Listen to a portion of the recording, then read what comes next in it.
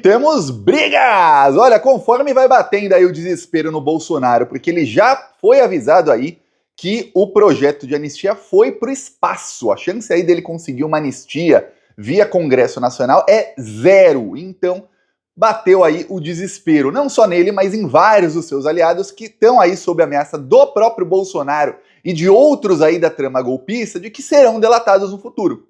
Porque não é só o Bolsonaro, mas outros aí que já foram tornados réus e serão condenados, estão avisando a seus comparsas o seguinte: olha, eu não vou pra jaula sozinho, não. Se eu for, eu vou levar um monte comigo. Então vocês que lutem aí. Por isso, você vê aí os parlamentares do PL em pânico aí tentando anistia. Só que tem um problema.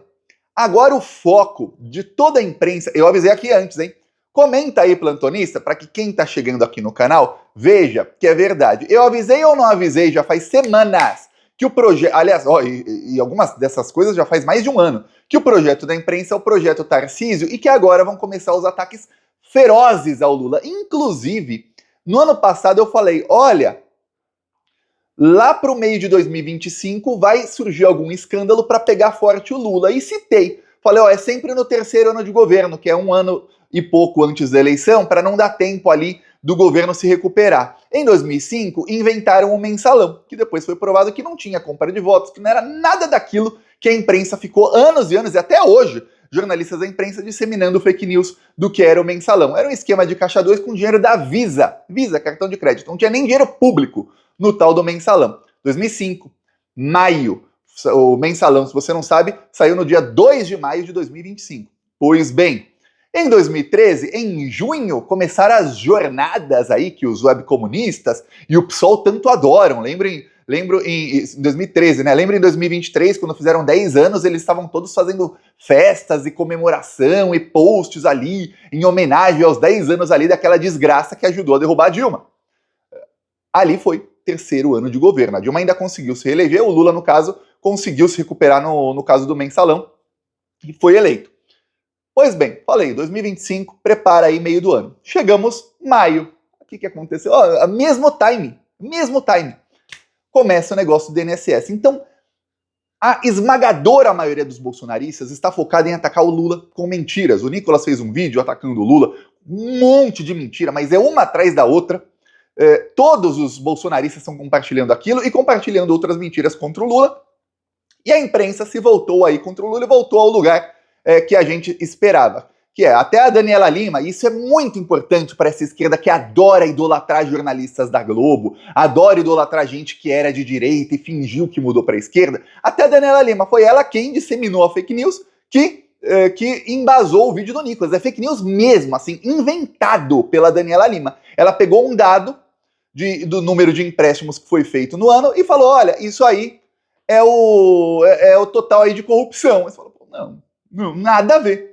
E ela ainda omitiu dados dos anos anteriores em que tinha muito mais reclamações de empréstimos consignados ilegais. Muito mais. No governo Bolsonaro eram 120 mil reclamações por ano em média. No governo Lula caiu para 30 mil. Aí você fala, peraí, por que será que ela omitiu? Porque ela precisava dar combustão para a fake news que o Nicolas ia soltar. Foi dobradinha. Inclusive ela ganhou um prêmio, apareceu no vídeo do Nicolas, que já foi visto aí por mais de 80 milhões de pessoas. Pronto. Pois bem, e onde está o Bolsonaro e os bolsonaristas que querem fugir da jaula nisso aí? Pois bem, eles estão ferrados. É aí que eles estão. Ferrados. Acontece o seguinte, o marqueteiro do Bolsonaro deu uma entrevista aí essa semana e causou ali, olha, uma briga enorme nos bastidores do PL, com direito aí a gente da alta cúpula do bolsonarismo xingando o marqueteiro. Se você não sabe quem é o marqueteiro do Bolsonaro, eu vou te mostrar aqui um vídeo que vai refrescar sua memória. Vídeo criminoso, aliás. Isso aqui foi no segundo turno da eleição do ano passado. Pum! Esse é um assessor do Paulo Marçal, criminoso, devia estar preso se fosse um país sério, dando um murro, sem motivo algum. Aqui você vai aparecer aqui desse lado, ó, pum! No Duda Lima. Duda Lima, que é o marqueteiro do Bolsonaro, é o marqueteiro do Tarcísio e era o marqueteiro do Ricardo Nunes. Ele levou um soco, ficou sangrando, foi pro hospital, tudo mais. Esse é o Duda Lima. Pois bem, tem gente aí no PL que tava com vontade de dar o mesmo soco no Duda Lima essa semana e tá até agora. O que falou o Duda Lima numa entrevista? Teve aí um ataque de sincericídio, foi sincero demais. O Lula Lima, lembrando, ele é marqueteiro. Qual que é a função do marqueteiro? É fazer o marketing, ainda mais marqueteiro político. É convencer as pessoas da narrativa que ele quer impor. E quando eu falo narrativa, as pessoas entendem narrativa como uma mentira. Às vezes narrativa é uma verdade, mas é uma narrativa, você tem que narrar ali o fato que aconteceu. No caso do PL, geralmente as narrativas dele, quase 99,9% são mentiras. O caso é que eles têm que convencer o povo brasileiro de anistia. E aí o Duda Lima deu uma entrevista dizendo que o povo nem sabe o que é anistia. O povo brasileiro nem sabe o que é anistia. O povo brasileiro está preocupado com outras coisas. A anistia não é a prioridade do povo, disse aí o Duda Lima. E aí ele enfatizou, o povo não sabe o que é anistia. Então estamos nós aqui na esquerda e o pessoal aí na extrema-direita, principalmente os da extrema-direita, gritando, uns anistia e outros sem anistia. E aí você vai falar com o povão, que são as pessoas aí despolitizadas, que não ficam vendo político o dia inteiro, elas não fazem a mínima ideia nem do que significa anistia. E isso foi muito engraçado, que o Duda Lima talvez tenha visto o mesmo vídeo que eu vi de um humorista aí, um youtuber muito famoso, que é o Misael. O Misael, ele vai em vários lugares do Brasil e ele se apresenta como advogado do Alexandre de Moraes e faz piada com as pessoas. Pois bem, o Misael também, em vários vídeos dele, ele fica instigando as pessoas a atacarem o Lula. Eu já vi isso várias vezes. Mas também instiga, às vezes, a atacar o Bolsonaro. Pois bem, num dos últimos vídeos dele, que foi, coincidência ou não, 2 dias antes da entrevista do Duda Lima, o Misael perguntou pro pessoal o que eles acham de anistia. Você vai ver o que o povo brasileiro acha da anistia. Vamos lá. Estou pedindo anistia aí, o senhor é de acordo? Eu não sei o que é anistia, não. O que é anistia? Ele aprontou alguma coisa errada, ele... Eu não sei o que é anistia, não. O que é anistia?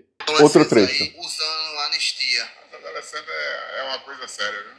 Adolescente hoje em dia fica muito difícil. É muito difícil adolescente hoje em dia. O adolescente não quer nada, não. Caso o senhor acha aí que a anistia ela é prejudicial. Tem a liberdade plena, tem de tudo. Ele tem colégio, ele tem faculdade, ele tem tudo, mas não querem. Até dinheiro, né, que o governo dá. Ele não quer isso aí, não. Quer bagunça mesmo. Tem uns adolescentes aí usando anistia. Aí as pessoas acham que é uma droga a anistia. Não tem todos os trechos aí, o vídeo dele é enorme. Ele fala de outras coisas, claro, mas várias pessoas ele fala sobre anistia. Ele fala, os adolescentes hoje em dia estão querendo anistia. Aí as pessoas falam, esses adolescentes hoje querem usar qualquer droga, esses adolescentes hoje não querem nada com nada. As pessoas não sabem nem o que é anistia. É a principal pauta do ex-presidente, que teve aí 60 milhões de votos na última eleição, e a esmagadora maioria das pessoas não faz nem ideia do que é. Tem uns trechos em que ele fala, olha, soletra aí anistia. Ninguém conseguiu soletrar a palavra anistia. E alguns vão falar, Thiago, é porque infelizmente no Brasil houve aí décadas e décadas de desinvestimento em educação. O projeto da direita é exatamente que as pessoas fiquem cada vez mais deseducadas, que sejam analfabetos funcionais, etc, etc. Sabemos disso. Porém, as pessoas ali que sabem soletrar, não sabiam soletrar anistia, a maioria, porque era uma palavra que elas nunca nem leram, uma palavra que elas nunca nem... O que é isso?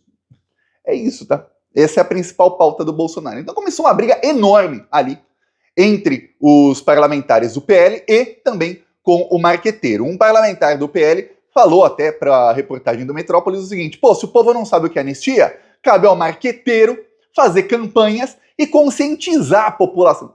Como assim? Eu achei engraçado o deputado do PL usar uma palavra aí que geralmente quem usa é a esquerda, né? Conscientizar. Conscientizar o quê?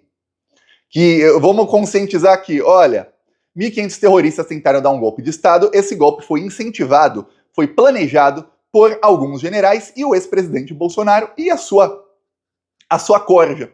E agora eles todos estão pedindo impunidade. Tentaram, inclusive, matar o Lula, o Alckmin e o Alexandre de Moraes e impor uma sanguinária ditadura no Brasil. Por que sanguinária? Porque se a ditadura de 64, que teve aí milhares de pessoas torturadas, torturaram até bebês na frente da mãe, essa ditadura começou ali sem nenhuma morte no dia, no segundo dia da ditadura também não morreu ninguém.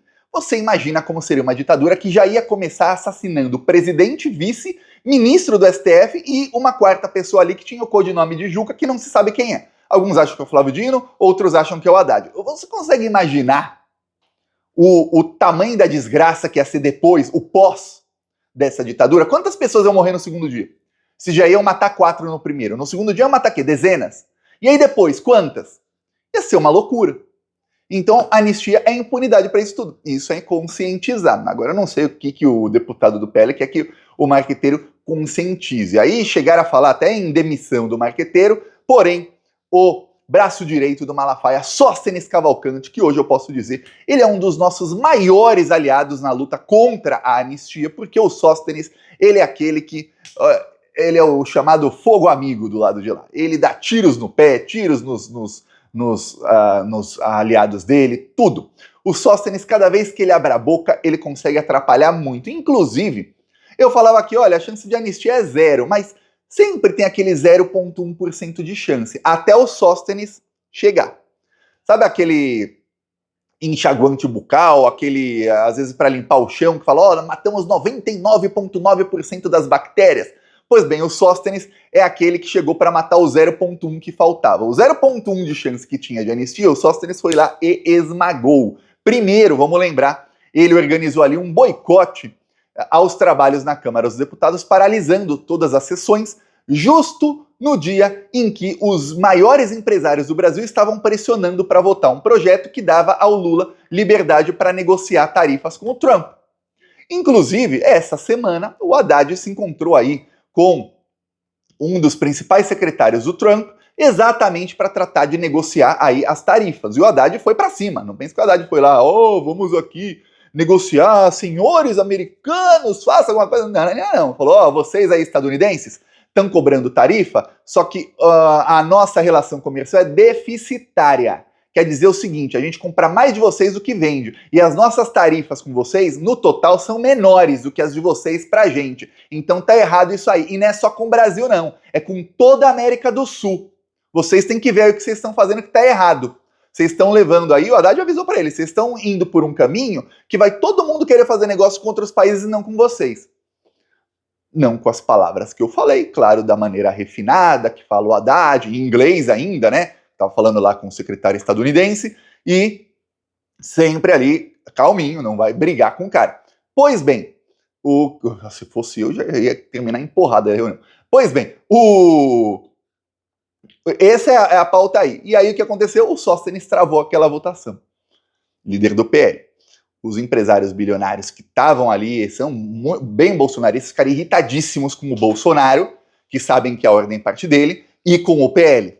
Aí, logo depois, o Sóstenes resolveu aí atacar o Supremo Tribunal Federal e ameaçar o presidente da Câmara, Hugo Mota. Vai ameaçar o presidente da Câmara dos Deputados? Tem uma coisa, muitos parlamentares se acham deuses, acima do bem e do mal. Senadores, então, nossa senhora, o Gilmar Mendes chegou a falar que os senadores são deuses. Falou, palavra do Gilmar Mendes. Que, olha, é uma coisa assim, estar no Senado. Agora, o presidente da Câmara, meu Deus do céu, o cara se acha...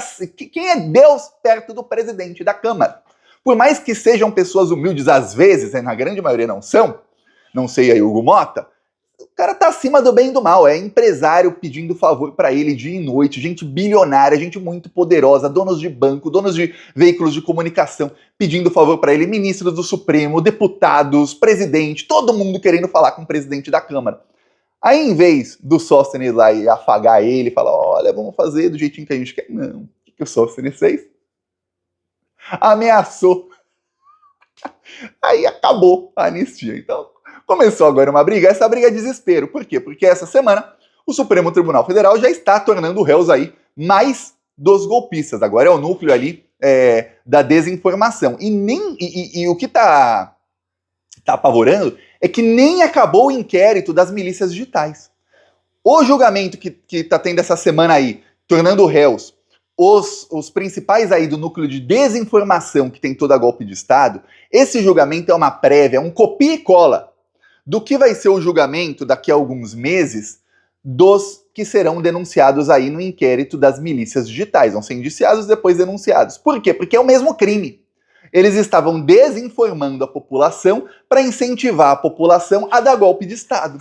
E incentivar a população a fechar as estradas depois da eleição, depois a ficar na frente dos quartéis pedindo para os militares apoiarem o golpe que o Bolsonaro, enquanto eles pediam para apoiar o golpe aqui, O Bolsonaro estava aqui do outro lado, dentro de salas em reuniões fechadas, tentando convencer a cúpula militar a dar golpe. Quando não deu certo, eles viraram a chavinha. Pois bem, vamos pegar esse pessoal da frente dos quartéis, em vez de tentar convencer militar a dar golpe, agora vocês mesmos darem o golpe, para que tenha ali uma GLO, né, garantia de lei e ordem, e aí o próprio Lula vai acabar dando golpe nele mesmo. E eles odeiam a Janja, esse é o principal motivo aí por qual o bolsonarismo odeia tanto a Janja, porque a Janja ficou com o crédito de ser a pessoa que falou pro Lula, olha Lula, faça o que fizer, não decrete GLO.